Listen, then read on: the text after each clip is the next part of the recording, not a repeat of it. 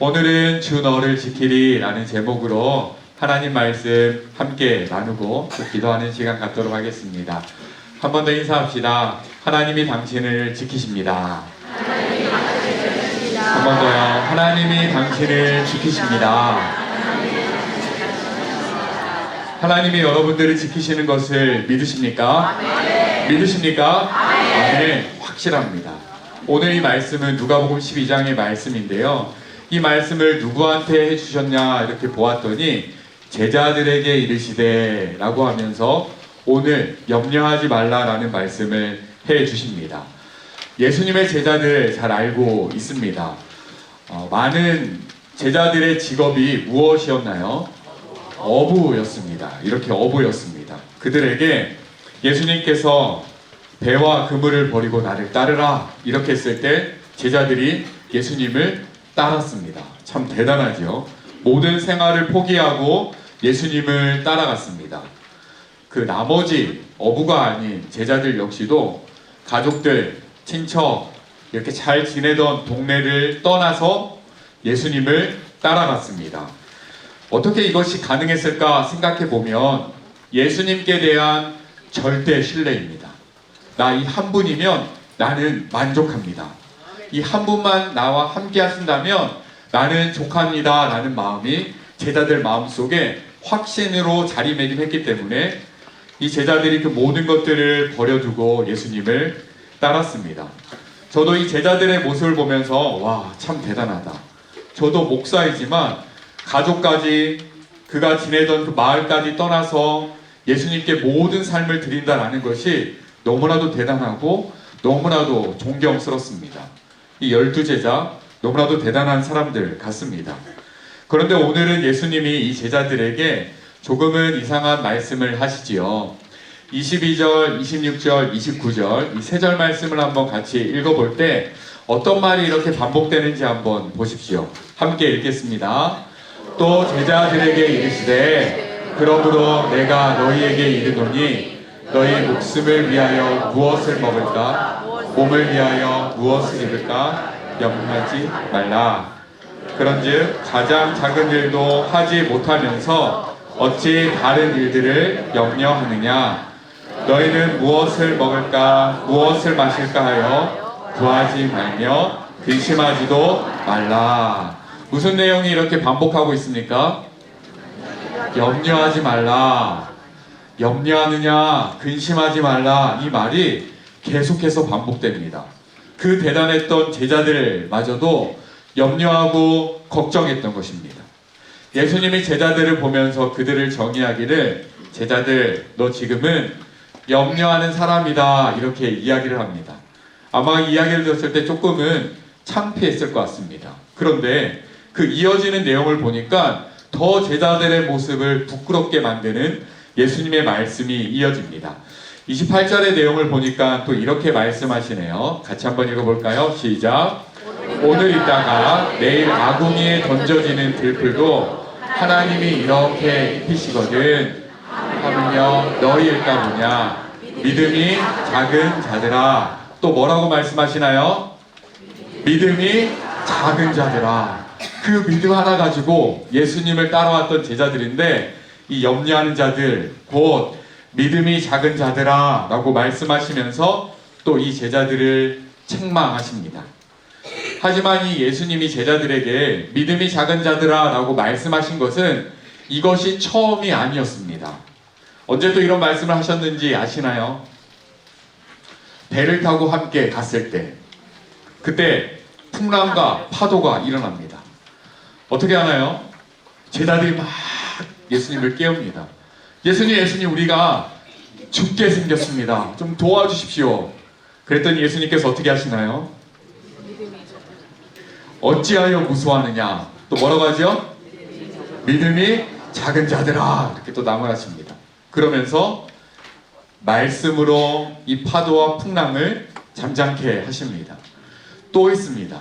이번에는 제자들만 배를 타고 가고 있었습니다. 새벽 한 3시, 4시 어두컴컴할 때였습니다. 그렇게 배를 타고 가고 있는데 저기서 물 위를 걸어오는 누군가가 있습니다. 제자들이 뭐라고 하냐면 유령이다. 왜? 무리를 걸어오니까 유령이다. 그래서 너무 두려워서 무서워했습니다.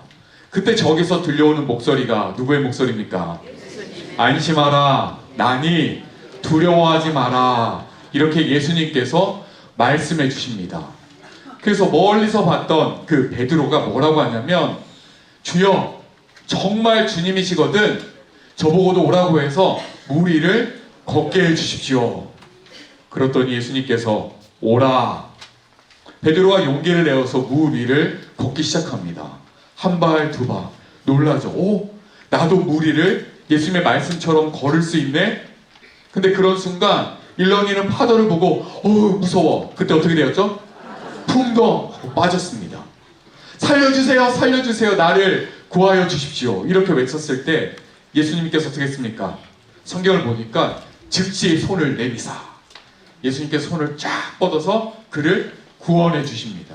그리고 하시는 말씀이 있죠. 뭐라고 하시나요? 뭐라고 하시나요? 믿음이 작은 자여 왜 의심하느냐. 내가 이렇게 말씀해 준다고 지켜준다고 말하는데 너는 왜 의심하느냐. 이렇게 예수님께서 말씀해 주십니다. 예수님께서는 이렇게 제자들을 바라보시면서 염려하는 자들, 너희는 믿음이 작은 자들, 이렇게 말씀해 주십니다. 제자들이 예수님께 혼난 거죠.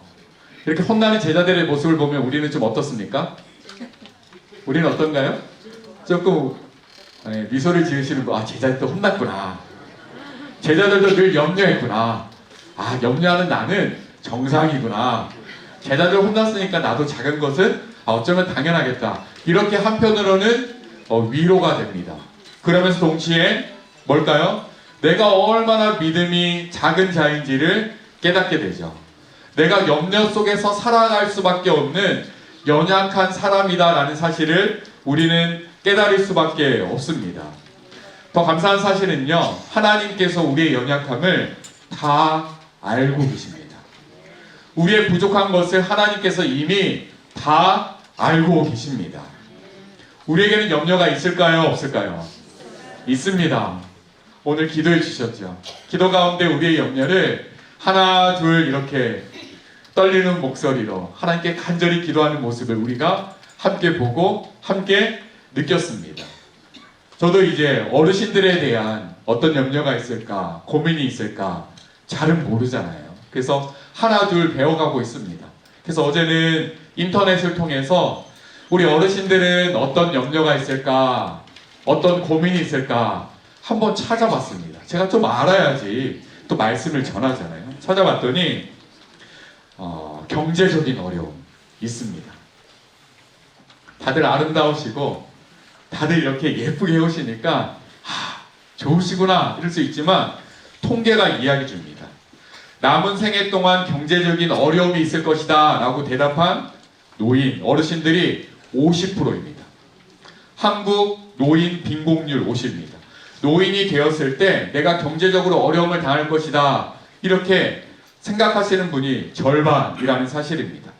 그리고 3명 중에 1명이 나는 노후 준비를 못했다 라고 답변합니다. 또 3명 중에 1명이 공적 연금으로는 노후 생활이 충분하지 않다. 왜? 물가가 계속 오르니까 나라에서 주는 돈으로는 생활하기가 너무 힘들다라고 대답을 합니다. 이뿐만이 아니죠. 건강 40%. 나는 지금 건강의 상태가 매우 나쁘다 라고 대답을 합니다. 그리고 10명 중에 무려 9명이 만성 질병이 있다. 늘 매일 먹는 약이 있다라는 거예요. 10명 중에 몇 명이요? 9명이 그렇다는 겁니다. 이뿐만이 또 아닙니다. 10명 중에 8, 9은 이 젊은 세대와의 소통이 안 된다. 참 답답하죠. 관계 때문에 이 어려움이 또 우리에게는 있다라는 사실입니다. 젊을 때도 염려가 있죠. 공부에 대한 것, 학업에 대한 것, 대학, 직장, 그 다음에 결혼, 자녀. 시간이 지나면 좀 큰 어른이 되면 이런 것들에 대한 고민을 좀 안 할 줄 알았는데 지금 되고 보니 자녀들의 그런 고민들은 내가 여전히 다 하고 있고 여기에 플러스 건강과 노후 생활에 대한 염려까지 우리는 함께 짊어지면서 오늘 하루하루를 힘겹게 버티듯이 살아가는 것이 우리의 모습입니다. 이렇게 봤더니요, 우리의 인생은 염려와 고생을 결코 끊어버릴 수 있습니까? 없습니까? 없다라는 사실을 우리가 경험으로도 조금만 살아도 다 알 수 있다라는 사실입니다. 이것이 우리의 현실입니다. 이렇게 현실 앞에 고민하고 걱정하는 우리를 바라보시면서 하나님은 어떻게 살아가기를 원하실까? 오늘 그 말씀을 오늘 성경을 통해서 좀 함께 봤으면 좋겠습니다. 믿음이 작은 우리는 어떻게 살아야 할까요? 첫 번째는 이것입니다. 우리의 확신인데요. 저를 한번 따라해 볼까요? 하나님이 돌보십니다. 이게 우리의 확신입니다. 한 번 더요. 하나님이 돌보십니다. 하나님께서 염려하지 말라, 하지 말라는 명령과 함께 하라라는 명령을 또 하시거든요. 염려하지 말 것뿐만 아니라 하라는 명령이 있습니다. 그게 어떠한 명령인지 오늘 말씀에서 한번 찾아봅시다. 읽어볼까요? 시작.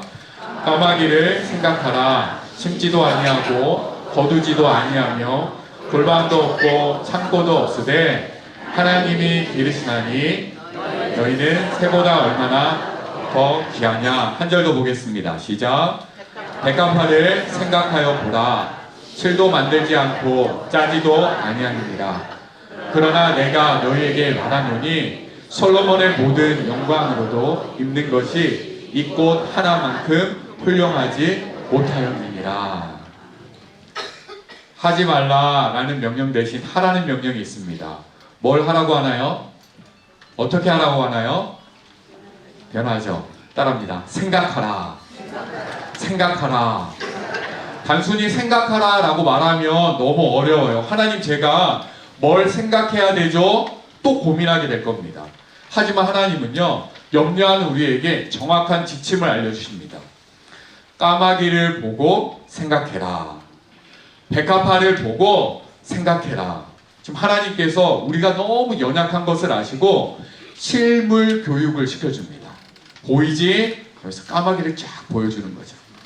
새 보이지? 직접 눈에 보이는 것을 보고 생각하라는 거죠. 까마귀를 보고 뭘 생각하라고 합니까? 이 까마귀를 누가 먹이신다고요? 하나님이 먹이신다라는 겁니다. 이 까마귀 성경에서는 부정한 짐승이거든요. 좋지 않은 동물입니다. 이 동물마저도 하나님께서는 먹이신다. 너희 먹는 것으로 염려하지 마라 라고 말씀해 줍니다. 또 실물 교육을 시켜주시죠. 백합화입니다. 백색일 줄 알았죠? 야생 백합화는 또 이런 색깔도 있더라고요. 우리가 잘 알고 있는 백합화, 흰색도 있고 또 이런 백합화 있습니다. 성경이 말하는 이 백합화는요, 어디 정원에서 잘 가꾼 백합화가 아니라 그냥 야생에서 자라는 야생화. 그 수많은 백합화가 사시사철 아름다운 옷을 입습니다. 그걸 보면서 뭘 기억하라고요? 누가 입히신다고요? 하나님이 입히신다. 그러면서 하지 마라 대신에 생각하라. 까마귀를 보고 생각하고 백합화를 보고 생각하라. 이렇게 이야기를 합니다. 저희 아버지가 종종 카톡으로 사진을 보내주십니다. 저희 아버지 나이는 73입니다. 네, 73. 행복한 모임에 들어오지도 못하죠. 만약에 들어온다면 막내입니다. 그래서 제가 아버지한테 아버님, 제가 행복한 모임 맡게 되었습니다. 75세 이상만 들어올 수 있습니다 라고 이야기했더니 아버님께서 주성아, 그러면 이 아빠가 그 행복한 모임의 막내인 것처럼 생각하고 잘 모셔라 이렇게 말씀해 주셨습니다. 그분의 모습을 보면서 많이 느끼고 그분의 모습을 통해서 또 이렇게 막 나누고 싶은 마음이 생깁니다. 사진을 보내주는데 주로 이제 풍경 사진을 많이 보내주세요. 최근에는 하늘 사진을 많이 보내줍니다. 아버님께서 목사님이셨거든요. 부산에서 33년 동안 개척교회를 이렇게 하시다가 이제 은퇴하셨어요. 은퇴하시고 이제 영천 아세요? 대구 옆에 영천 시골로 가셨습니다. 아무 친척도 없는데 그냥 그쪽으로 가셨어요. 거기서 이제 자연을 벗삼아 또 말씀을 벗삼아 그렇게 하루하루 사시면서 하늘 사진을 이렇게 찍어서 보내주십니다. 먼저 이제 아버님이 찍은 사진은 아니고요. 일단 하나님이 만드신, 하나님이 입히신 자연을 보고 싶어서 갖고 왔는데 한번 좀 감상하시죠. 아름다우시죠. 누가 입히신다고요? 하나님이 입히십니다. 누가 입히신다고요? 하나님. 우리는 아름다운 것을 보면 누구를 봐야 되죠? 하나님을 보고 하나님을 생각해야 합니다. 이제 찍어준 사진입니다. 근데 아버님께서 사진을 찍어서 보내줄 때는 그 이 하늘 사진, 이 구름에 이름이 있습니다. 이 구름의 이름은 뭘까요? 좀 뭐 같으세요? 뭉게구름? 좀 거북이 모습 닮았죠? 저도 거북이 이렇게 생각했는데 아버지의 답변은 뭐였냐면 왕독수리래요. 왕독수리. 머리 큰 독수리가 이렇게 비상하는 것 같아요. 근데 더 수식어가 있습니다. 어떤 독수리냐면 기도의 파수꾼 왕독수리. 이렇게 구름의 이름을 붙여서 보내주셨습니다. 또 하나 보여드릴까요? 이렇게 이 사진을 찍어서 보내줬습니다. 뭐 같으세요? 고래. 좋으시네. 또요. 뭐 같으세요? 아버님이 붙여준 이름은 뭐냐면 식품에 이거는 잠수함입니다. 근데 앞에 또 수식어가 있겠죠? 뭐라고 하냐면 대한민국 영해를 지키는 잠수함. 늘 기도하면서 하나님 이 나라 지켜주세요 이렇게 기도하시는 분이잖아요.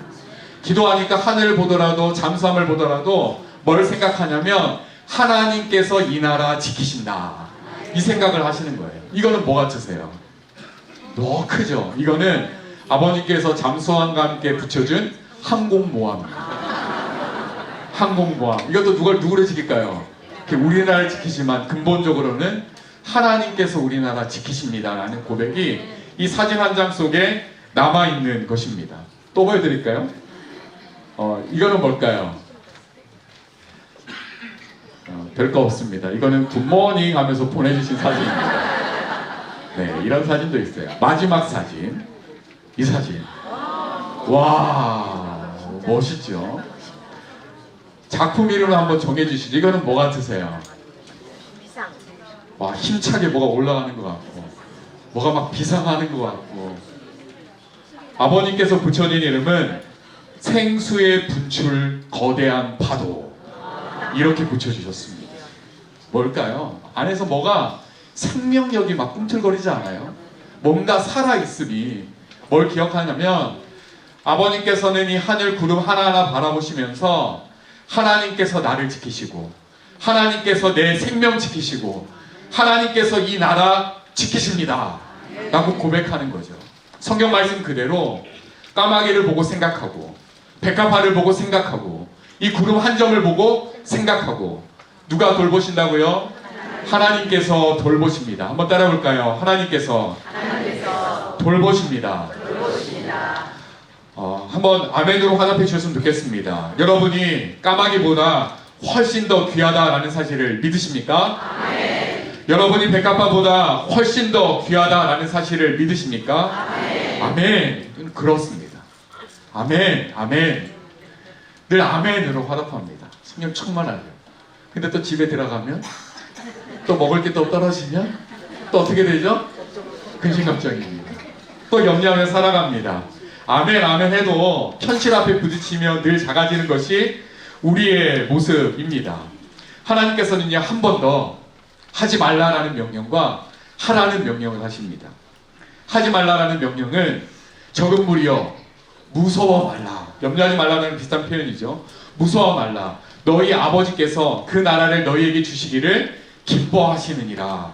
무서워하지 말라는 명령을 하고요. 갑자기 또 하라는 명령을 하시는데 뭘 하라라고 하냐면 이렇게 얘기합니다. 소유를 팔아라. 좀 생뚱맞죠?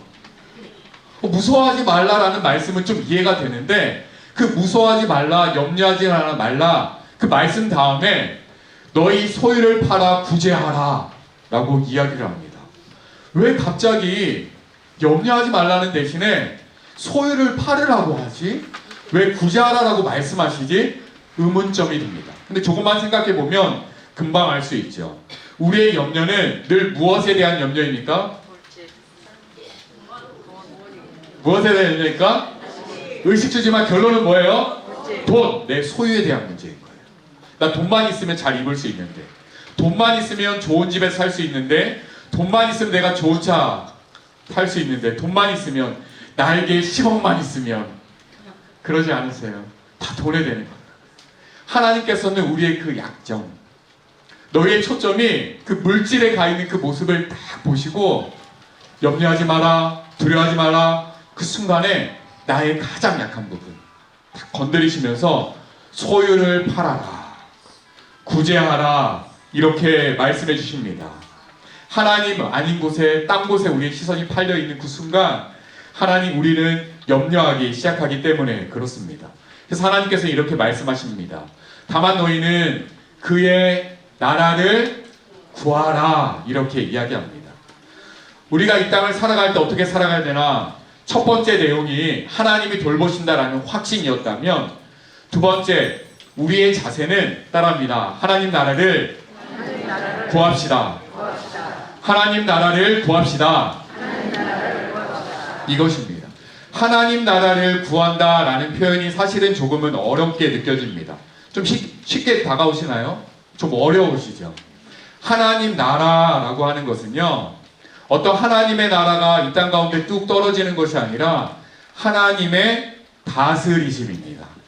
하나님께서 내 마음을 다스리시고, 하나님께서 믿는 사람들 각 사람의 마음을 다스리시고, 하나님께서 이 나라를 다스리심. 그래서 우리가 기억할 때 하나님 나라라는 단어가 성경 속에서 딱 나오면, 아, 이것은 하나님의 다스리심, 하나님의 통치구나, 이렇게 아시면 됩니다. 주기도문에도 있죠. 하나님의 나라가 임하시오며. 이건 뭐예요? 어떤 하나님의 나라가 뚝 하고 임하는 것이 아니라 하나님의 다스리심이 있기를 원하는 것, 하나님의 통치가 있기를 원하는 것, 그것입니다. 하나님의 나라, 창세기부터 시작됩니다. 태초에 하나님이 천지를 창조하십니다.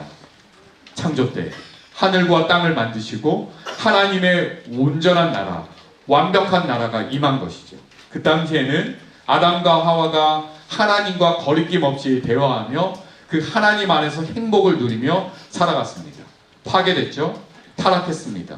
그것을 회복하기 위해서 아브라함을 부르시고 이삭, 야곱, 요셉, 다윗의 혈통을 통해서 예수 그리스도, 지금까지 신약의 역사가 쭉 펼쳐집니다.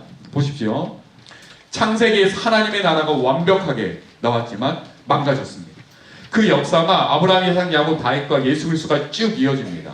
그리고 우리의 그 결말을 알고 있죠. 그 결말은 새 하늘과 새 땅, 요한계시록을 보면 새 예루살렘, 새 창조가 이루어집니다. 우리의 가장 마지막은 하나님께서 그 하나님의 나라를 완벽히 이루시는 그 순간, 그때 우리의 그 하나님의 그 끝, 그 마지막을 보고 그 안에서 우리가 다시 그 창조 때의 모습으로 살아가게 됩니다.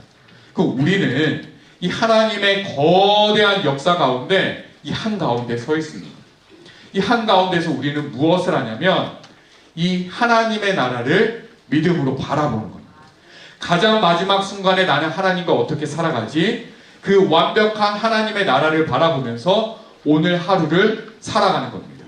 하나님의 나라를 보기 너무 어려우니까, 그 내용이 무엇인지 잘 모르니까 하나님은 대신해서 까마귀 봐라, 백합화를 봐라, 그걸 보면서 하나님과 그 하나님의 나라를 보라라고 이야기를 해 주십니다. 그 나라를 바라보면서 우리는 이 땅을 어떻게 살아가냐면 하나님과 완벽한 교제를 이루며 살아갈 그 하나님의 나라를 지금 이 땅에서 연습하면서 살아가는 겁니다. 그래서 우리의 지금의 삶은 그 완벽한 하나님과 함께 살아가는 그 천국에서의 삶을 연습하는 장소가 바로 이 나라입니다. 그래서 우리는 이 나라를 살아갈 때에 내가 있는 이곳이 하나님이 원하시는 대로 하나님의 나라로 변화되도록 살아가는 것이 우리를 향하신 하나님의 꿈입니다. 그러면 내가 어떻게 하나님의 나라를 이루지 궁금점이 생깁니다. 어떻게 하나님의 나라를 이룰 수 있을까요? 엄청나게 큰 일이 아니라 그냥 나에게 주어진 일, 이 나라를 위해서 기도하는 것, 그것이 하나님의 나라를 위해서 내가 살아가는 것. 가정 속에 자녀들 사이에서 하나님 없음으로 다툼과 질투가 있다면 하나님 나라를 소개하고 그 하나님 나라를 경험하게 하는 것, 그게 내가 하나님 나라를 이루며 살아가는 것입니다. 내가 조그마한 간식이 있거나 내가 물질이 있으면 힘든 사람들을 도와주고 구제하는 것, 이게 지금 내가 있는 이 영역을 하나님의 나라로 바꾸는 일입니다. 내가 누군가의 이야기를 잘 들어주고 내가 말씀으로 잘 조언해 줄 수 있다. 그러면 그 사람의 아픈 이야기, 속상한 이야기를 말하는 건 좋지만 잘 귀담아주고 공감해주고 느껴주면서 그 사람들에게 따뜻한 말로 위로하고 격려하는 것, 그 이야기하는 그 공간을 하나님의 나라로 만드는 것입니다.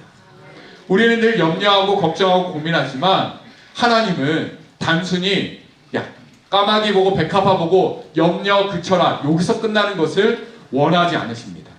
비록 몸은 약해지고 노인들의 10명 중에 9명이 만성질환이 있고 육신은 약해지지만 하나님께서 우리 행복한 모임을 향해서 정말로 원하시는 뜻은 하나님 나라를 구하며 하나님 나라를 만들며 살아가라 라는 이 사실입니다. 우리가 얼마든지 할 수 있는 사실입니다. 방금 했던 작은 실천을 통해서 우리는 이것들을 할 수 있습니다. 그때 하나님께서 이렇게 말씀하시죠.